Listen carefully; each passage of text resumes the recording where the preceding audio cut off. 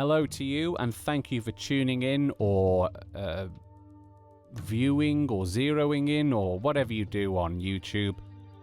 I'm RJ Bayley here for Popcorn Horror, and I'm going to be looking at the film Dogged, or Dogged, however you like to pronounce it. It essentially means the same thing. Look, I'll be honest, I was hesitant when going into director Richard Roundtree's, no, not him, you're thinking of Richard Roundtree, that was Shaft's film Dogged. Dogged or Dogged, I don't know what I'm going for here. Personally, as an independent horror movie reviewer, it seems for a while now the films I've been sent are usually more bad than good. Tediously formulaic, poorly written and shot, bad music, worse acting and very, very cheap feeling. These days I do grit my teeth a bit when I'm sent a film I've never heard of. Roundtree, it turns out, though, has some very big credits to his name, having worked in the art department of films like Mission Impossible Rogue Nation, the remake of Star Wars A New Hope, aka Star Wars The Force Awakens, Ex Machina and Everest, and this is in fact reflected in Dogged.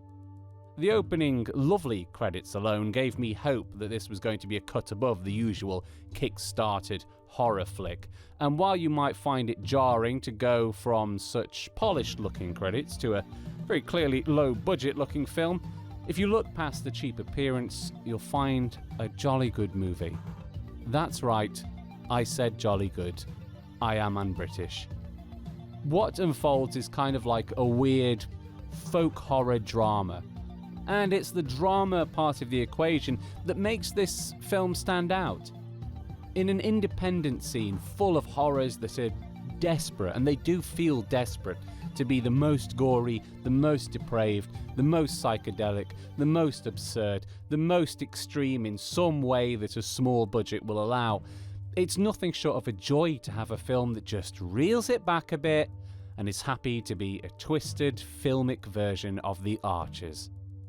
Who's Boning the Vicar's Daughter and trouble with the local hippie community is given as much weight to a suspicious death in the early stages of this film. As the folk horror kicks in on this rural island, an idiot might say, this is a rip-off of The Wicker Man, but it's not. And while it is clearly very influenced by that classic, and indeed wears its inspiration on its sleeve, it's the focus on the interplay between the different archetypal aspects of a community, such as the clergy, the typical family, and hippies, or, outsiders, I suppose is what they stand in for, unconventional types, that really sets this film apart. There's also some delicious commentary to be had on patriarchy in communities, and an ending which is frankly divine. Led by a brilliant performance by Sam Saunders as the cannily named Sam, who's ably backed up by a strong cast, Dogged is one kick-started horror movie you should definitely take a punt on, and that's why I'm awarding this 4 stars out of 5. If it was out of 10 it would be crap, but it's not crap, it's good. Thanks very much for watching. You can check out my personal website, rjbayley.com, my Facebook, which is RJ Bayley Voice Artist, and on Twitter at RJ Bayley.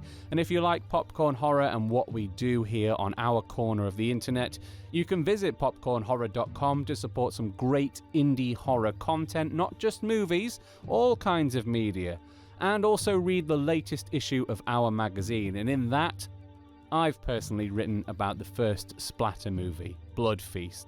It's that kind of calibre trash which got the BBC asking me to review some art for them.